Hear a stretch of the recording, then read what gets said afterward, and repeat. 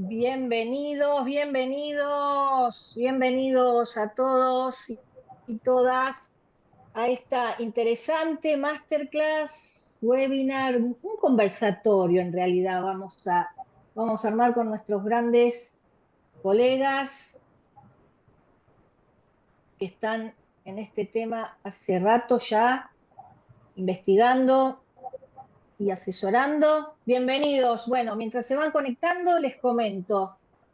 En esta masterclass nos vamos a organizar, van a tener un box debajo de la pantalla en donde van a poder hacer las preguntas, las inquietudes que tengan o compartir lo que consideren.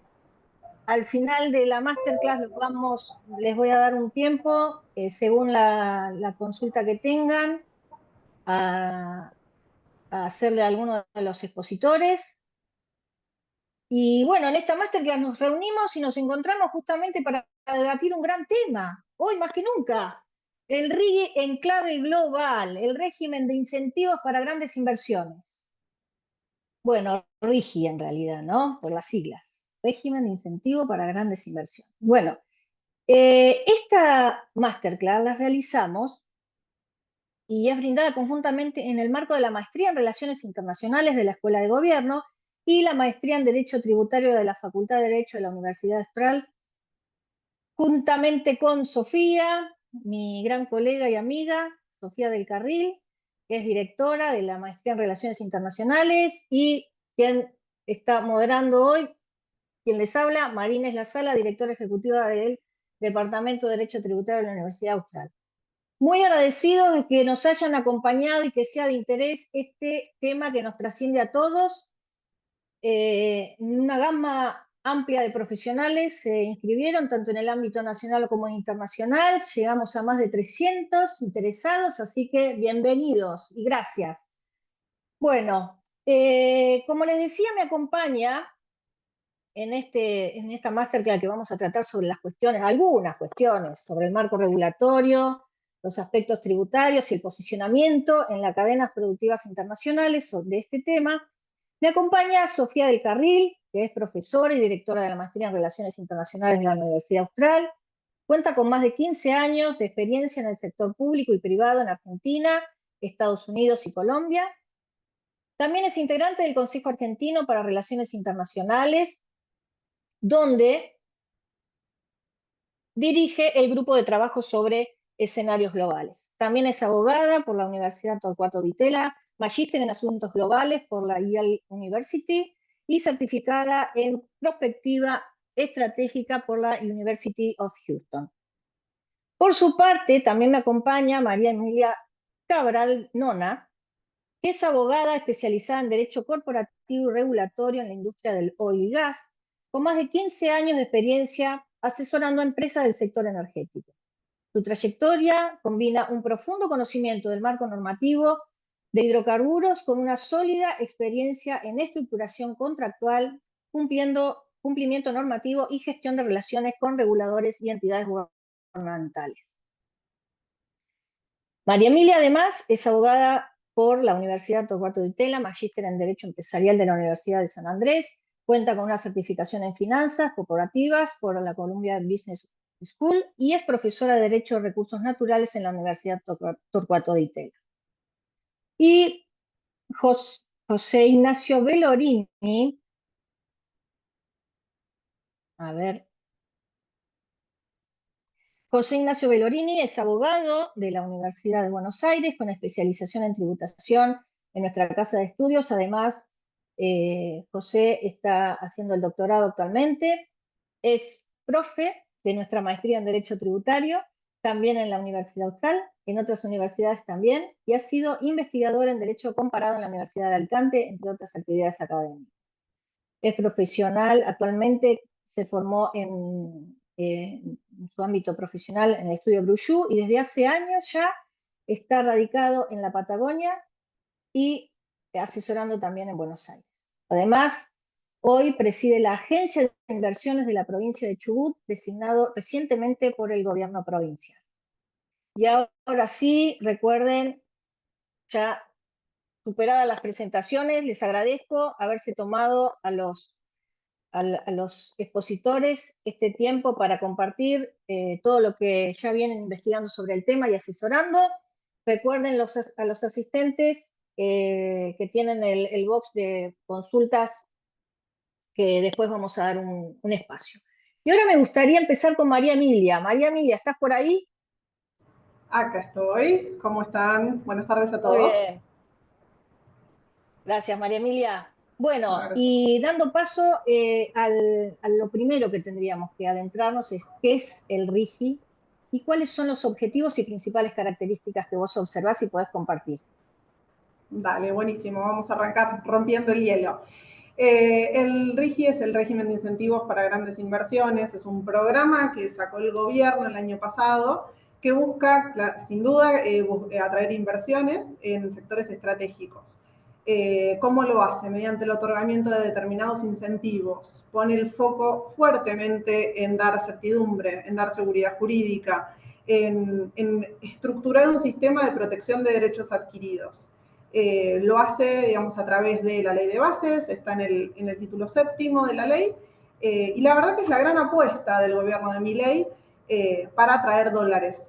Justamente en el día de hoy, atraer dólares es el tema, a través de beneficios impositivos, cambiarios, aduaneros, que después se irán comentando a lo largo de la charla específicamente, pero acá lo importante es entender que esto es un régimen que da un marco de protección por 30 años, ¿sí?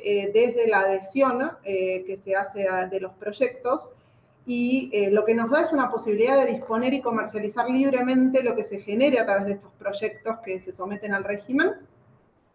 Una protección en contra de la expropiación y la confiscación, o sea, lo dice con todas las letras. Vamos a evitar que suceda esto. Un derecho a operar sin interrupciones.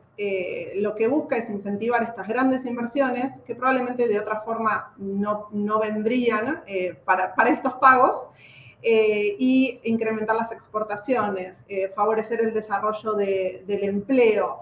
Es un marco de previsibilidad, de estabilidad, y lo dice directamente. Y el desarrollo, obviamente, de las cadenas de producción, que es, digamos, otro de los temas que nos convoca el día de hoy. Bárbaro, María Emilia, y decime, ¿qué son cómo podés compartir un poco qué son los vehículos de proyectos únicos? Ese concepto fundamental en este régimen. Sí, los BPU, los vehículos de proyecto único, van a ser los titulares, ¿sí? De uno o más fases del proyecto que califique como gran inversión. ¿Cuál es el objetivo? Que estos BPUs tengan un único y exclusivo objeto, ¿sí? Lo que quieren es que no se mezcle con otras partes, otros negocios que hagan, digamos, empresas que ya están hoy en día en el mercado. Se dice específicamente que estos BPUs, estos vehículos, no van a poder desarrollar actividades ni tener activos por fuera de lo que se afecta al proyecto. Por eso se busca esta generación de estos vehículos. Nos dice que lo podemos hacer a través de sociedades anónimas, SRLs, sociedades, las aulas unipersonales, se puede hacer con sucursales dedicadas, con uniones transitorias, pero siempre el objetivo es el mismo, que esto esté totalmente separado del resto de la operación de cualquier empresa que actualmente ya esté operando en el mercado, porque justamente por todos estos incentivos y todos estos beneficios que otorga. La idea es que esté, digamos, bien compartimentado. De hecho, en caso de, o sea, relacionado con los vehículos, con los BPUs, en lo que respecta a la adquisición de cuotas o de acciones, ¿sí? De empresas que ya estén operativas, ¿sí? Nos van a permitir que sean activos computables, o sea, parte del monto de inversiones mínimas que se exige para poder entrar en este régimen, solamente en la medida en que estas sociedades se fusionen con los BPUs en los siguientes 180 días. Entonces, y con determinados límites, esto ya es muy específico, pero en algunos casos dicen, bueno, hasta el 15% se puede tomar de estas adquisiciones, pero ¿qué buscan? Que esto no sea un régimen para salir a comprar una empresa, es creen estos vehículos, ¿sí? que son pura y exclusivamente para esto, porque la inversión tiene que estar puesta en la parte productiva, tiene que estar puesta en la creación de empleo, en la compra de materiales, o sea, lo que quieren es que, digamos, se den estos incentivos para ponerlos, digamos, al servicio de algo productivo, ¿sí? Ese es el objetivo principal. Bárbaro. ¿Y cuáles serían los plazos y requisitos para la presentación, Emilia? Mira, nos están dando 2 años, en principio, desde la entrada en vigencia de la ley, con la posibilidad que se le da al Poder Ejecutivo Nacional de prorrogarlo por 1 año adicional, con lo cual estamos hablando de un horizonte de 3 años como máximo, pero sabemos que tenemos 2 años a contar desde julio del año pasado. ¿Cómo se hace para presentarse? Hay que presentarse a través del TAD, de la plataforma de trámites a distancia, que normalmente ya estamos acostumbrados y utilizamos para muchos trámites en el país. ¿Qué vamos a tener que presentar? Una solicitud de adhesión y un plan de inversión con un montón de detalles específicos de lo que se va a hacer.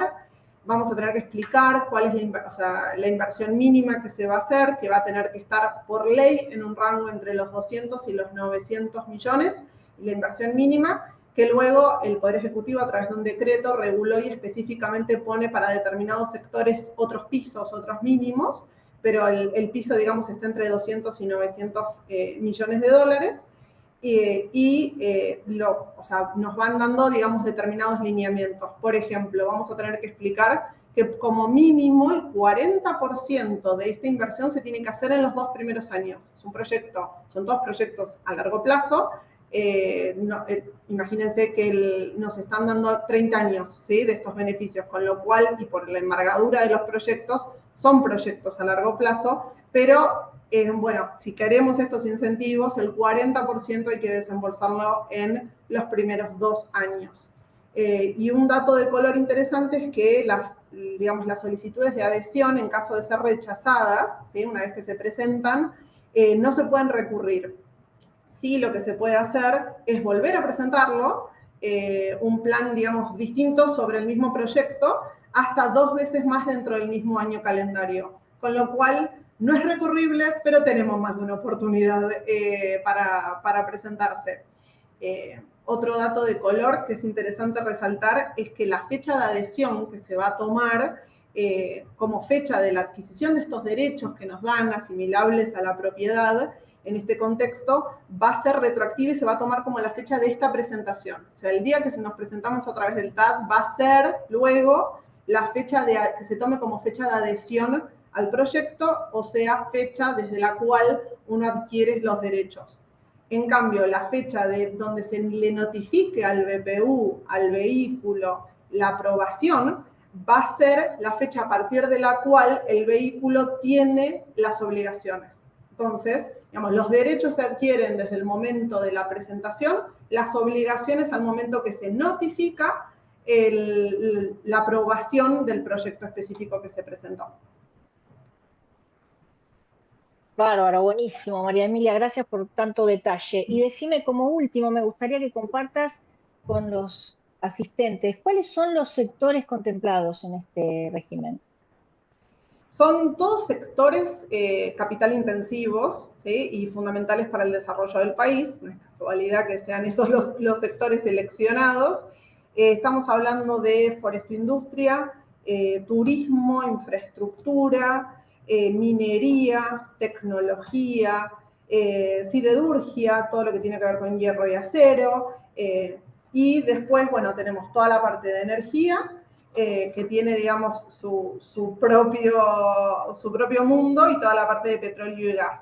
Acá, ¿por qué los separo? Porque todos los sectores, digamos, en general que mencioné, en el decreto regulatorio se establece que tienen un piso mínimo de inversiones de 200 millones. En cambio, en el caso de petróleo y gas, empezamos a abrir y a diversificar, entonces tenemos distintos pisos para estas inversiones mínimas.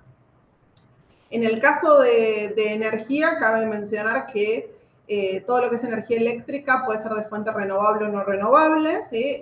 Digamos, en todos esos casos van a entrar como proyectos posibles de ser sometidos a consideración del comité para su aprobación en el marco de este régimen. Y por otro lado, toda la parte de petróleo y gas va a incluir determinados sectores en específico. ¿sí? Y dejamos afuera algunos que también, digamos, particulares. ¿A qué voy? Tenemos toda la parte de transporte y almacenamiento de hidrocarburos que va a entrar dentro de RIGI. Se pueden presentar proyectos, de hecho ya se presentaron, y uno de los que se aprobó, no se aprobó, uno de los que se presentó ya es el oleoducto de Vaca Muerta Sur, que es un proyecto de justamente transporte de hidrocarburos. Y después tenemos proyectos específicos de la parte de GNL que se permiten, y tenemos toda la parte de exploración y explotación, pero costa afuera, o sea, lo que es offshore. Todo lo que es... sí, ahí veo que está el comentario, o sea, me trabé cuando lo estaba explicando, pero sí, cierto, ya está aprobado. Y la exploración y la explotación de hidrocarburos, todo lo que es offshore, se permite, pero con un piso distinto. El mínimo de inversiones va a ser 600 millones. Y todo lo que es onshore, todo lo que es, digamos, costa adentro, no va a estar incluido dentro del RIGI. Y eso es un detalle, digamos, bastante particular para tener en cuenta. Todo lo que es transporte va a tener un mínimo de 300 millones y GNL 200. Bárbaro, María Emilia. Bueno, muchas gracias. Muchas gracias en principio. Hasta acá vamos con la parte ¿Sí? introductoria y después vamos a ver qué consultas o intercambio de opiniones hay Vale. con el tema que vos compartiste. Y ahora me gustaría darle intervención a José. José, ¿estás por ahí?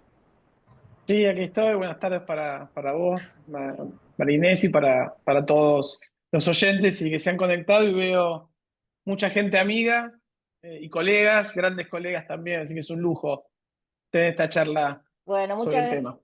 muchas gracias, José. Muchas gracias por estar. Bueno, y José, vos tenés un gran tema, justamente el ámbito tributario. Y me gustaría, y últimamente que está siendo un tanto picante, por así decirlo, con algunas cositas, me gustaría ir más al foco, a ver qué papel e impacto crees vos que sucederá en materia tributaria con las provincias y los municipios, sobre todo por Bueno, el asunto tan vigente hoy en materia de tasas y el papel del Poder Judicial. bueno, yo escuchaba recién a María Emilia y pensaba, esta mañana al mediodía, hace horas, fui parte de una gran presentación donde, fíjense cómo las grandes inversiones van tomando color y se van dinamizando a medida que avanza la legislación y avanza la seguridad jurídica. María Emilia lo decía recién, en función de lo que es la seguridad jurídica, la certidumbre que está en la ley bases. Hoy al mediodía, por ejemplo, Pan American Energy y el gobierno de Chubut anunció la reversión de una zona, es decir, una cuenca madura de explotación convencional pidió la reversión a no convencional. El primer punto que se plantea es si entra en el RIGI. Es un planteo que se hizo. María Emilia recién se adelantó, por supuesto, diciendo a priori estaría fuera. ¿Por qué suceden estas cosas? Y además pareciera a propósito lo que te pasó el viernes, que justo Milei anuncia el tema del fin del cepo. ¿Y por qué es importante hablar del RIGI? ¿Por qué me decís que estoy picante en mis comentarios? Los que me conocen ya lo saben, lo hablaba con Guille Lalane, que lo veo en línea también. A ver, cualquier persona que habla de esta cuestión, yo no tengo dos autopistas para tomar ahora. Me pongo un académico aburrido, pero veo que hay gente en el auditorio, que hay periodistas, veo legisladores, o me pongo en el planteo más, diríamos, terrenal. ¿De qué hablamos cuando hablamos de inversiones y de qué hablamos cuando hablamos del RIGI? Porque a mí me interesa esta última parte, porque la primera parte, más allá de hablar muy por arriba del tema impositivo, me parece que es importante en el campo de la práctica. Fíjate, lo primero que se te sienta cuando te sentás con un inversor de esos niveles, las chicas también están en grandes proyectos que son 12 o 13, lo más importante es que te dice el inversor es ¿cuándo se va el cepo? Lo primero que te preguntan es ¿cuándo se va el cepo? En este caso se fue el viernes. Y la segunda cuestión es ¿cuándo me vas a cambiar las reglas o me las vas a mantener? Lo primero que te preguntan. Es horrible, pero es incómodo, pero lo primero que te dicen es, bueno, ok, ¿y qué va a pasar con los municipios? ¿Y qué va a pasar con las provincias? Entonces, cuando empecé a revisar, y de hecho hice un artículo de doctrina sobre los aportes del RIGI, empecé a darme cuenta y a advertir, porque lo hemos trabajado, la veo también a Dani Rey del Estudio Gruyó en línea, hemos trabajado en grandísimos proyectos de inversión donde los beneficios fiscales del RIGI ya existían. Todo el andamiaje jurídico del RIGI ya existía. existía la ley de inversiones mineras, ¿sí? Existía la 25924 de grandes proyectos de inversión que se ha aplicado para Luar, para Techín en materia siderúrgica, se ha aplicado los beneficios en materia, por ejemplo, de la amortización acelerada de ganancias y devolución anticipada del IVA, que es el 25924, ya existía, como también establece este procedimiento del RIGI o estos beneficios del RIGI, ya existía las resoluciones ministeriales que son muy conocidas y que todas las hemos sufrido, la 256 y la 511, que son esas resoluciones ministeriales que les aplicaba la Secretaría de Industria, la posibilidad de importar líneas completas de producción, líneas completas usadas o nuevas. La estabilidad fiscal minera ya existía. Acordémonos entre todos el fallo de Living Case de Cerro Vanguardia y toda la familia de fallos posteriores. Hace poco se puso de vuelta en tela de juicio. Lo que quiero señalar es, entonces, ¿de qué hablamos cuando hablamos de RIGI? Lo que ha logrado este proyecto de ley, que fue tan debatido como el tema de la ley bases, y que ahora tiene rango jurídico de ley, lo que ha logrado es armonizar de una vez por todas un régimen jurídico estable. Lo que le ha dado a esta legislación es visualizar con carácter de régimen todas las normas dispersas que están en el mundo jurídico, ya existían. Lo que pasa es que, por ejemplo, las resoluciones del Ministerio de Economía estaban resueltas a la discreción del funcionario amigo de turno.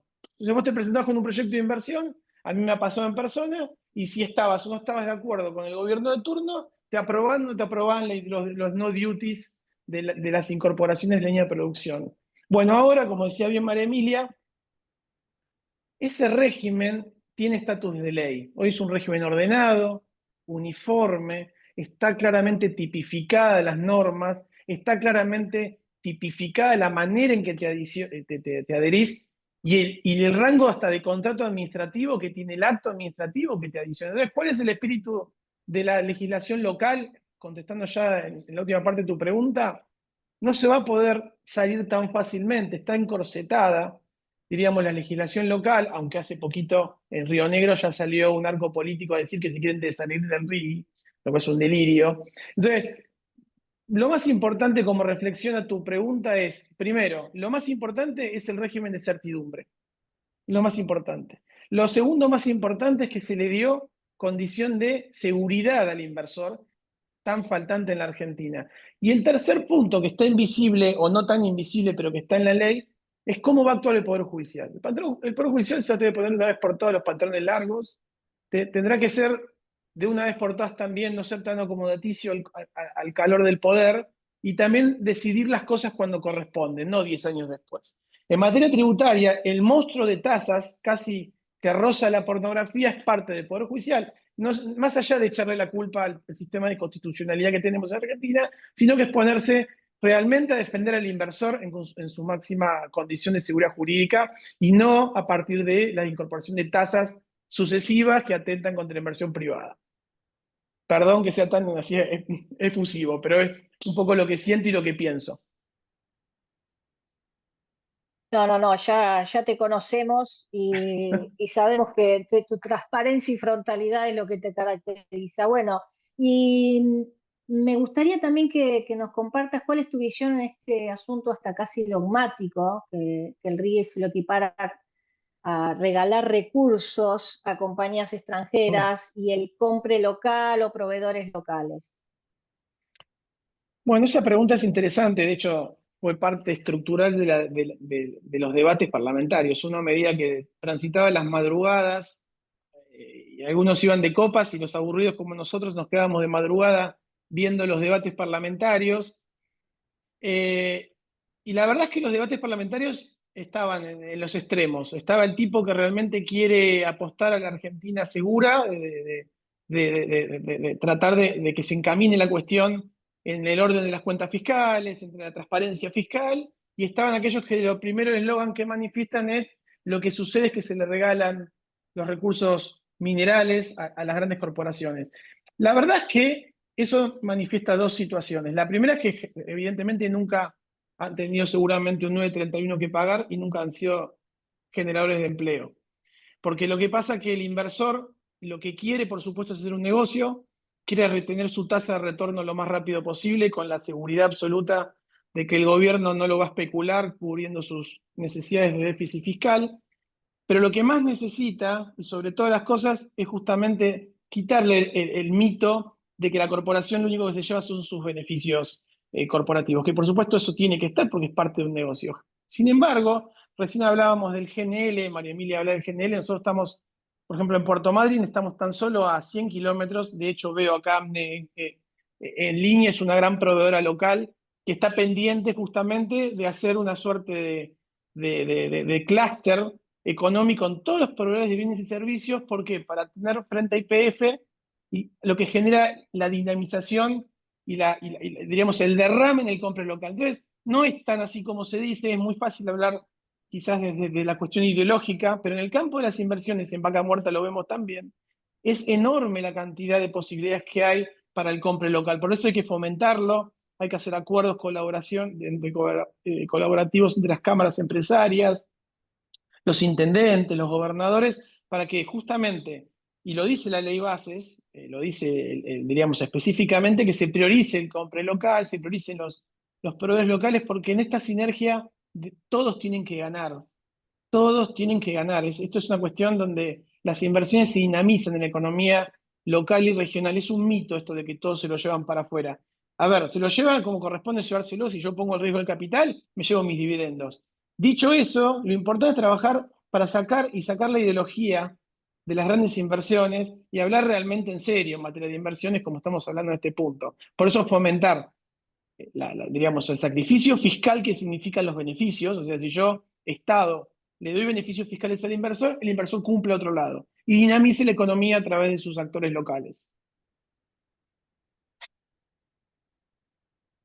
Bien, bien, José. Bueno, ¿y cómo viste la adhesión de las provincias a este régimen?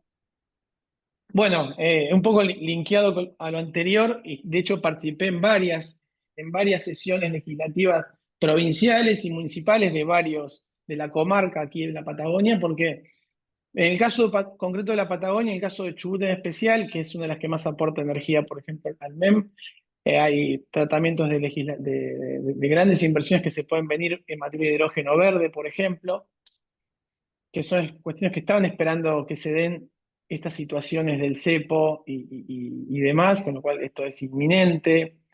Entonces, lo que se generaban en los planteos provinciales, lo vi con legisladores nacionales y provinciales y municipales de Santa Cruz. También participé en algunas reuniones en Neuquén, Río Negro y sobre todo en Chubut. Y los municipios, como es el lugar territorial, es el territorio en sí mismo, es básicamente donde más politizado está, pero lamentablemente es donde más desinformado está. Por eso hay que fomentar estos ciclos de charlas. Esto no es para expertos, y por eso no me pongo en tributarista, sino me pongo más en realista, para no aburrir al auditorium, pero es importante que nos capacitemos, que aprendamos, que discutamos, que hablemos. En materia municipal me encontré un poco resistido, diríamos, porque el discurso ideológico tapa lo importante de lo que es una inversión.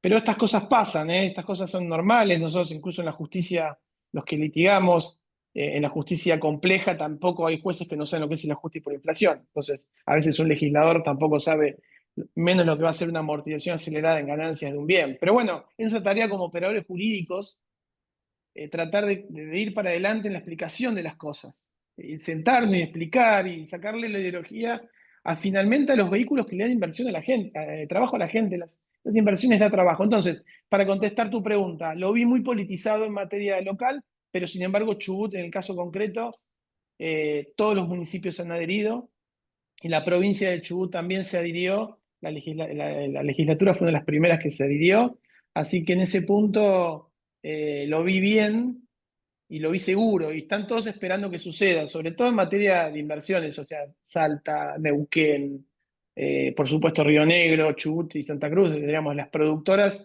estamos esperando que suceda y somos confiados que con estas situaciones nuevas que se están dando en la economía argentina, somos optimistas.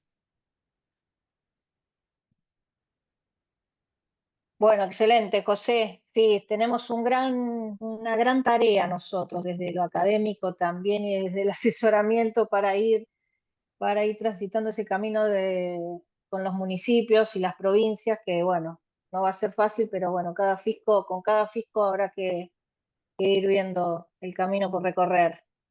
Bueno, y ahora Sofi, ya terminando un poco la parte expositiva y después vamos a las preguntas.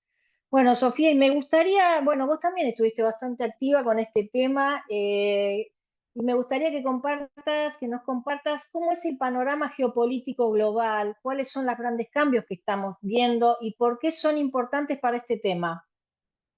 Bueno, muchas gracias Marinés. Gracias a todos por estar hoy aquí. Voy a compartir mi pantalla, espero que la estén viendo correctamente. Y bueno, la idea es un poco complementar las intervenciones de María Emilia y la intervención de José, poniendo un poco el foco en el RIGI en clave global. Entonces, en primer lugar, me gustaría hablar en estos minutos que tengo sobre el panorama geopolítico global. Y la verdad, para decirlo en criollo, está pasando de todo, ¿no? Hay años, hay semanas en las que pasan décadas y creo que es lo que nos está tocando vivir, ¿no? Y en particular, ¿qué es lo que estamos viendo? Estamos viendo, por un lado, un retorno de la conflictividad, ¿no? De los conflictos bélicos. Este mapa que tienen acá enfrente marca, es hecho por el Council on Foreign Relations, que es un think tank de Estados Unidos, marca con un punto aquellos conflictos que denominan globales, ¿no? Que pueden impactar al mundo. Y como verán, así a simple vista, lo que vemos es una gran cantidad de conflictos más o menos activos, ¿no? Sobre todo, como podrán ver, en Medio Oriente, en Asia, en África, algunos también en nuestra propia región, ¿no? Como podrán ver la situación en Venezuela, Haití, Triángulo Norte de Centroamérica, México, esto último más vinculado a temas de crimen organizado. Pero si uno mira lo que está sucediendo en parte de Asia, en parte de África, lo que vemos es una serie de conflictos de distinta naturaleza, algunos más activos que otros, pero que están vinculados fuertemente a distintas cuestiones que tienen que ver no solamente con lo político o con los aspectos de seguridad, sino con lo comercial. Y esto me lleva al segundo mapa que tenía para compartirles hoy, que tiene que ver con el comercio internacional. Cerca del 75% del comercio internacional es marítimo, ¿no? Los bienes se transportan a través de vías marítimas. Y como podrán ver, existen algunos lugares, algunos pasajes específicos que son cuellos de botella de lo que es el comercio internacional. Usted dirá, ¿qué tiene que ver esto con el RIGI? No estoy entendiendo nada. ¿Qué hago acá? Me confundí de masterclass. No, básicamente lo que sucede, como podrán ver, es que gran parte de estos puntos cruciales, cuellos de botellas del comercio internacional, están en lugares en los cuales hay conflictos cerca o directamente hay conflictos allí. Por supuesto, uno de los principales es el Estrecho de Hormuz, por donde pasa cerca del 30% del petróleo que es comerciado a nivel internacional, que viene de Arabia Saudita, de Emiratos, de Irán. Y ahí tenemos una situación bastante conflictiva entre distintos actores de Medio Oriente. Pero también hay otras situaciones en Asia, en donde ahí no se trata tanto de comercio que tiene que ver con la energía o con los hidrocarburos, sino que tiene que ver con los bienes que se producen en esa región, ¿no? Entonces, ¿qué es lo que tenemos? Tenemos una situación en la cual hay una mayor conflictividad de la que había años atrás, y esta conflictividad está localizada en ciertos puntos que son clave para el comercio internacional, ¿no? Y a la vez, y esto sí es más reciente, tenemos también una guerra comercial, ¿no? Una confrontación muy clara, hoy más clara que nunca, entre Estados Unidos y China. Los que estudiamos estos temas sabemos que la guerra comercial entre estos países es mucho más que una guerra comercial. Y también no empezó ayer, ¿no? No empezó esta semana, sino que es algo que ya lleva casi una década y que tiene muchos antecedentes, ¿no? Mucha gente asocia lo que está sucediendo con la figura de Trump, pero lo cierto es que Trump comenzó con esta confrontación comercial, económica directa con China en su primer mandato, pero Biden la siguió también, ¿no? Entonces ya podemos decir que es una confrontación que es estructural. Y por supuesto, lo que sucedió el 2 de abril pasado, ¿no? Lo que Trump llamó el Día de la Liberación, cuando impuso aranceles a gran parte de los países alrededor del mundo, inclusive a países con los cuales tenía tratados de libre comercio. Luego, como bien sabrán, esto generó un caos, generó una pérdida financiera y de valor muy importante, y ahora estamos en una pausa por 90 días de ciertos aranceles para casi todos, salvo para quién, salvo para China, ¿no? Entonces, realmente estamos viviendo un momento que es muy especial porque tenemos una serie de factores, ¿no?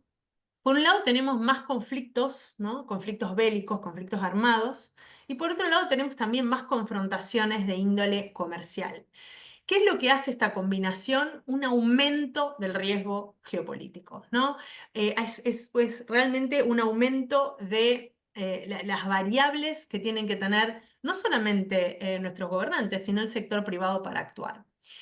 Y acá hay una cuestión muy importante que muchas veces cuando hacemos comparaciones respecto a otros momentos en la historia, uno se pregunta, ¿no? Pero bueno, esto ya ocurrió antes, ¿no? Estas grandes confrontaciones.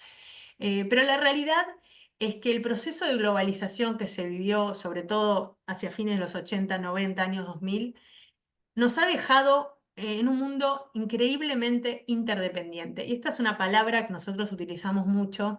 Y la realidad es que hoy estamos en una confrontación, pero con un nivel de interdependencia en nuestras cadenas comerciales, en nuestras cadenas productivas, que es sin precedentes. Les voy a poner un ejemplo que siempre damos, ¿no? Cuando Rusia invadió Ucrania en febrero de hace un poco más de 2 años, en algunos lugares de Argentina no había precio para los fertilizantes. Argentina no le compra fertilizantes a Rusia o a Ucrania, pero es un mercado global el mercado de los fertilizantes, ¿no? Y así sucesivamente. Entonces, este panorama, este aumento del riesgo geopolítico, ¿qué es lo que genera? Genera mayor incertidumbre a nivel global. Y esto tiene un efecto que es claro, que traté de resumir en esta filmina, que es la reconfiguración de las cadenas, ¿no? De las cadenas comerciales, de las cadenas de valor, de las cadenas de suministro. No me voy a poner a explicar la diferencia entre estas hoy. Obviamente, si alguno tiene, digamos, tiene interés en esto, podemos charlarlo. Van a tener nuestros datos de contacto por cualquier duda o consulta que quieran evacuar. Pero básicamente, ¿qué es lo que sucede? Hay una reconfiguración de estas cadenas hacia distintos lugares, ¿no? Por un lado se busca relocalizarla a lugares, a países más cerca de los centros de consumo. Entonces, aquí que vimos, por ejemplo, un auge de cierto tipo de inversiones en algunos países alrededor del mundo que están cerca de ciertos centros de consumo importantes. México, Vietnam, Polonia, por decir solo algunos. También tenemos una relocalización hacia países más seguros o más alineados geopolíticamente, ¿no? Prefiero estar un poco más lejos, pero en un lugar que me da mayor seguridad política, ¿no? Y la tercera cuestión es una mayor diversificación, ¿no? Ante la duda pongo mis huevos en distintas canastas. Y obviamente, ¿cuáles son estas consideraciones para hacer esta reconfiguración de las cadenas? Consideraciones que tienen que ver, como les decía, con el alineamiento geopolítico, pero también con otras cuestiones, como los acuerdos comerciales, la matriz energética, ¿no? Elijo invertir en un lugar en donde tal vez no es rentable, pero su matriz energética yo sé que va a ser sostenible en las próximas décadas, por ejemplo, ¿no? ¿Y cuál es el foco a nivel global? Digamos, ¿qué tipo de industrias se están reconfigurando? Digamos, tenemos esta reconfiguración en cierto tipo de industrias. Por supuesto, materias primas, por supuesto, manufacturas, por supuesto, lo que tiene que ver con distribución y logística, ¿no? Y esto obviamente no es igual en cada lugar del mundo, ¿no? Hay regiones que tienen ventajas comparativas por sobre otras en estos 3 focos a nivel global. ¿Qué está sucediendo en Sudamérica, ¿no? Para ir más a nuestra región, y ahora en unos segundos vamos a bajar a Argentina. ¿Dónde se está poniendo foco? Se está poniendo foco en los minerales críticos, en la energía, en la tecnología y en los servicios. Y esto lo pongo en términos generales, porque hoy obviamente lo que nos convoca es el RIGI, pero hay mucha gente que se anotó que es de otros países de la región, a los que probablemente les resuene esto, ¿no? Porque esto está sucediendo no solo en Argentina, sino en otros países de nuestra región. Yendo a esto, obviamente hay una cuestión que tiene que ver con este informe que realicé en el mes de febrero, después lo actualizamos en marzo, lo pueden leer o lo puedo pasar en un ratito, de RIGI y escenarios globales, ¿no? Como bien decíamos, a la fecha hay 10 presentaciones realizadas, 2 aprobadas. Aprovecho para aclarar que todo esto está realizado en base a informaciones periodísticas, boletín oficial, y fuentes, digamos, y cuentas personales de funcionarios. Digamos, hubo un ejercicio de reconstruir toda esta información, no es que está toda esta información en algún lugar. Entonces tenemos 10 presentaciones. Como bien decías, hay dos que ya están aprobadas, la de YPF Luz para un parque solar en Mendoza y la del oleoducto de Vaca Muerta Sur que mencionaba María Emilia y José Ignacio hace un ratito, ¿no? Por cerca de 11.500 millones de dólares y para proyectos en distintas regiones. Hay un cierto equilibrio territorial. Esto tiene mucho que ver también con qué provincias se adhirieron o no al régimen, ¿no? Y cuando nosotros miramos, este es el detalle, pero se los puedo pasar luego por el chat, cuando nosotros miramos en qué se está invirtiendo, vemos que el 55% del monto total propuesto de inversiones corresponde a la energía, el 42% a la minería y hay un 3% para proyectos de siderurgia. Y si miramos en detalle, por ejemplo, en energía, la gran mayoría oil and gas, principalmente todo lo que tiene que ver con la explotación de Vaca Muerta, y también algún porcentaje de proyectos de eólica y de solar. Si vamos a la minería, acá el litio, que es obviamente un mineral clave para la transición energética, que tiene distintos usos. La gente piensa en los usos civiles del litio, como por ejemplo para las baterías, pero también tiene usos para lo que es el sector de la defensa y de la seguridad. Entonces, en minería, ¿qué es lo que vemos? 75% de las inversiones están relacionadas con proyectos de litio, un 20% oro y 5% en cobre. ¿Cuál es el análisis que realicé y que realizamos junto a los colegas del Centro de Estudios de Gobernanza Global? El principal foco de estos proyectos es la exportación, como les decía, con este punto bien predominante en energía y minería. Vemos muchas empresas de origen extranjero, ya sea solas o en conjunto con empresas e inversores locales. Esto se refleja especialmente en energía. Y obviamente creo que vale la pena destacar el rol de YPF, ¿no? El rol de YPF llevando a la delantera en este tipo de proyectos. ¿Y cómo se vincula esto, en nuestro parecer, con lo que veíamos antes? Esto tiene que ver con este panorama de mayor incertidumbre en donde empresas y países, porque hay muchas empresas que son de propiedad estatal, ¿no? en este circuito, buscan reducir su dependencia de proveedores tradicionales y construir cadenas de suministro más diversificadas, ¿no? Y por ello más resilientes. Por eso es la diversidad en el origen de las empresas extranjeras que vemos, ¿no? Y esto, en el caso hasta ahora, se ve reflejado principalmente en el mercado de los minerales críticos, como el litio, y de la seguridad energética.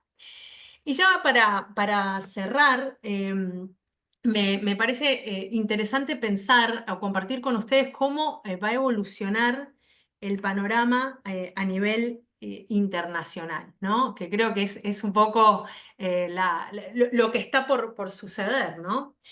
Creo que me gustaría resumirlo en 3 o 4 puntos, ¿no? Primero, como les decía al comienzo, estamos en un mundo que está atravesando profundas transformaciones, ¿no? Algunas que llevan décadas y otras que son nuevas, ¿no? La geopolítica, como les decía antes, está de regreso. Entonces, estamos yendo hacia un mundo más conflictivo en aspectos de seguridad, más fragmentado en lo político y con más fricciones en lo económico. Y esta es la mala noticia, no se va a ir a ningún lado. Esto es el riesgo, la incertidumbre vinculada con la geopolítica va a seguir, va a permanecer, por lo menos hasta tanto se alcancen nuevos equilibrios.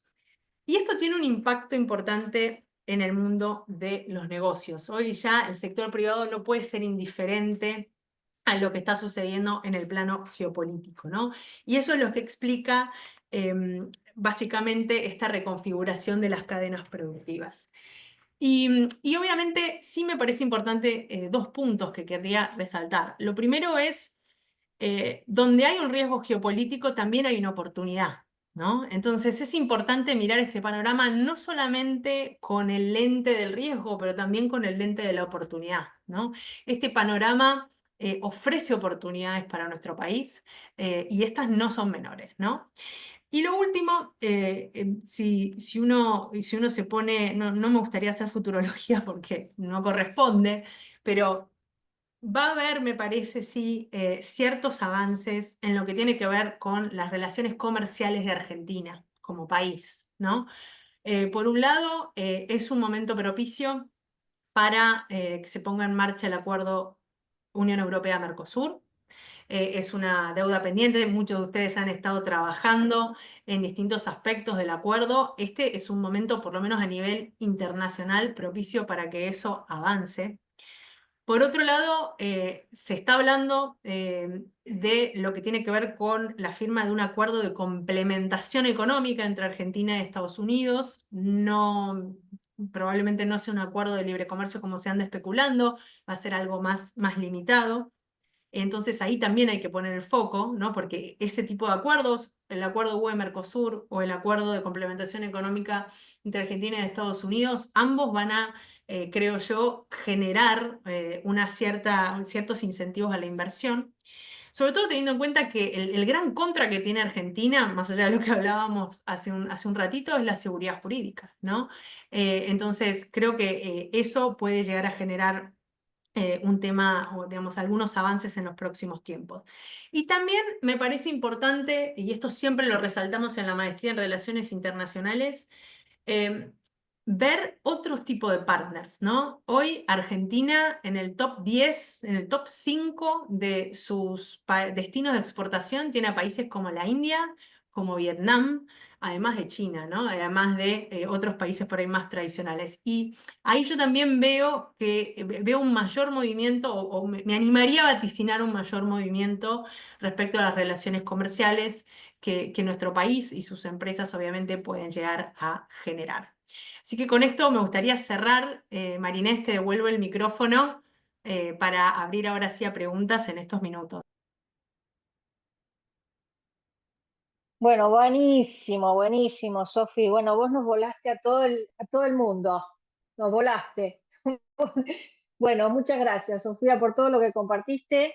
Me gustaría ahora que, bueno, ya cumpliendo un poco el tiempo, hay algunas, bueno, todos agradecidos ahí en el intercambio que hubo. En el chat les pido, por favor, si hay alguna pregunta que me las manden por el box de preguntas, así las tengo todas focalizadas acá. Eh, Dan todos muchas gracias por lo compartido y además, bueno, hay un punto que me parece que María Alejandra está preguntándote, María Emilia, sobre la inscripción en el registro de proveedores del RIGI y la exigencia respecto a la composición societaria de los proveedores para acceder a los beneficios del régimen. No parece acertado dejar afuera a muchas multinacionales que proveen de insumos especializados a la industria nacional. ¿Se modificará en algún momento? ¿Consideras eso?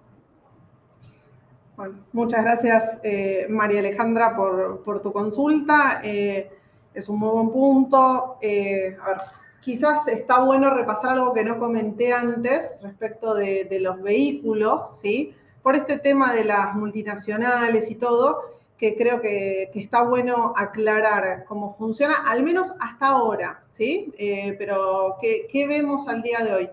Que no solamente podemos tener como BPUs sucursales, digamos lo que en nuestro idioma abogados diríamos el 118, también está la opción de sucursales dedicadas, ¿sí? Que ya, digamos, la ley nos da la alternativa de decir, podemos tener la opción, esto la ley de bases lo menciona especialmente en el artículo 170, después tiene su reglamentación, pero tenemos esta alternativa de generar sucursales dedicadas donde separamos una parte, digamos, de la empresa para poder ser objeto de la presentación, digamos, como vehículo para estos proyectos.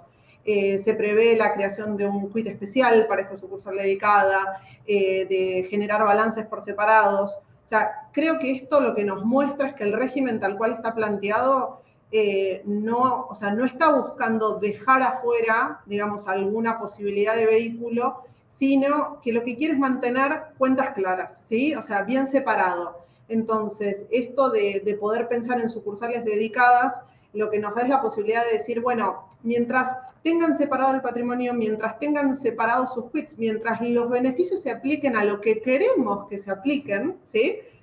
Lo vamos a permitir. Creo que el espíritu va por ese lado y lo que quieren es mantener separado, digamos, del resto del operatorio, o sea, no darle, no sé, el 25% de ganancias en lugar del 35% a un proyecto, digamos, que no esté relacionado con lo que se quiere incentivar mediante la creación de este proyecto.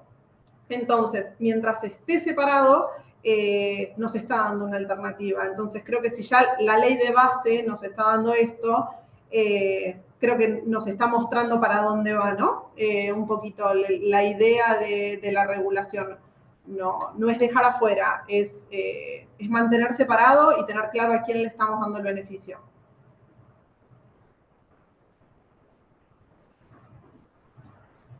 Bárbaro, muchas gracias, María Emilia. Bueno, y acá me parece que hay una consulta para José. La masterclass esta queda grabada, ya en breve van a recibir un correíto con la grabación. José, Sí. ¿me escuchan bien, no?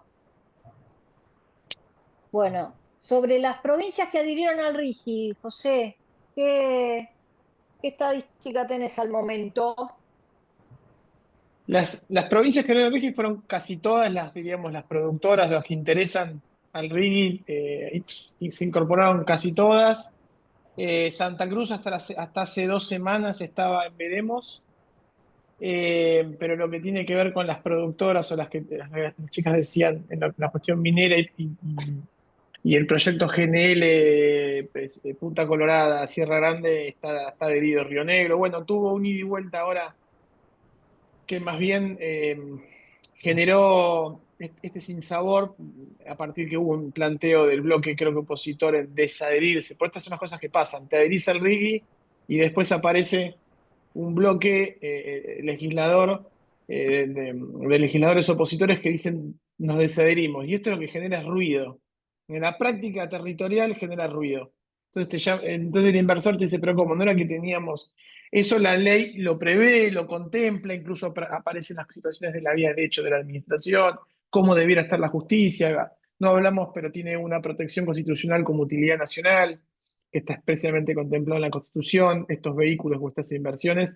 No obstante lo cual, en Argentina, viste que echa la ley, echa la trampa, y siempre estamos que venimos, que no venimos. Por eso, cuando hablabas de estaba picante, hace unas semanas en La Nación hablé de es la confianza del inversor estúpido, hablaba en mi columna de opinión sobre esto. Hay que darle previsibilidad y certidumbre. Y ahí fue la puja de la cual estuve indirectamente presente en esta disputa que hubo entre lo que fue la disputa y la puja entre Río Negro y Buenos Aires, por quedarse con el proyecto de GNL que hablaba recién María Emilia. Tenías a Buenos Aires con una plataforma de infraestructura enorme y cultural, histórica, como es todo el puerto petroquímico de Bahía Blanca, pero con un elenco, diríamos, complejo en materia de inversiones que encabeza el gobernador y sus ministros. Bueno, justo estaba saliendo la sentencia de YPF en contra en Nueva York, entonces tenés todo el andamiaje de infraestructura hecho, pero tenés una situación compleja de lo político. Y en Río Negro tenías, los que conocen Sierra Grande, no hay nada, es un puerto espectacular de aguas profundas, pero todo para hacerse en materia de infraestructura, pero todo el elenco político diciendo, mira, no te vamos a jorobar por 50 años. Entonces, al final, lo que determina la inversión es la confianza y la certidumbre. Por eso el RIGI empieza así. Después puedes negociar, puedes porotear beneficios fiscales, aduaneros, cambiarios. Todo eso se negocia, se charla. Hoy, por suerte, la ley es clara. Pero acá, en materia de inversiones, fíjense que los regímenes de materia de inversiones internacionales, en materia internacional del derecho comparado, no hay las leyes, capaz que en su exposición de motivos te habla cuál es el espíritu, la parte romántica de la ley. Acá lo dice expresamente, dice, queremos fomentar todo esto, por esto, por esto, por esto. Confianza, derechos adquiridos. porque sabe que si no lo pones en la ley, después te lo vuelan, básicamente. Entonces, nada, las provincias están adhiriéndose con un trabajo importante de nosotros, los operadores jurídicos, en tratar de traducir todo esto. Bárbaro, José. Bueno, quedaron unas preguntas, pero en mérito al tiempo de todos, lo que les voy a pedir es que sigamos en contacto. Este tema lo tratamos siempre, tanto en la maestría de Relaciones Internacionales como nuestra maestría. Estamos iniciando la maestría en Derecho Tributario el próximo 21 y cerrando inscripciones, y también por lo propio la maestría en Relaciones Internacionales ya también está cerrando sus inscripciones prontamente, así que les agradecemos haber estado. A las preguntas que quedaron sin resolver, sigan en contacto con nosotros. Les pasamos Y luego por se viene el el chat. RIGI para las pymes. Se viene el RIGI para pymes en cualquier Sí, momento. sí, también. Así que bueno, estemos siempre conectados y atentos. Eh, Queremos estar acompañándolos en todo lo que es el desafío profesional, así que en la Universidad Austral nos potenciamos. Nuestra maestría en Derecho Tributario es para contadores y abogados y creemos en esa conexión permanente. La maestría en Relaciones Internacionales para todo tipo de profesiones, así que nos enriquecemos mutuamente. Bienvenidos y les agradecemos por estar en nuestra casa de estudios en esta masterclass. Gracias, María Emilia, gracias, José Ignacio y Sofi. Es un placer estar acompañándonos y siempre dando lo mejor en cada uno de los ámbitos donde nos toque a cada uno. Gracias por todo y seguimos en contacto. Todavía hay un montón de conectados, ¿eh? Así que el tema recién empieza. Muchas gracias a todos. Muchas gracias, Gracias a buena todos. Adiós. semana. Gracias. Buena semana. Adiós. Chau, Chao. chau.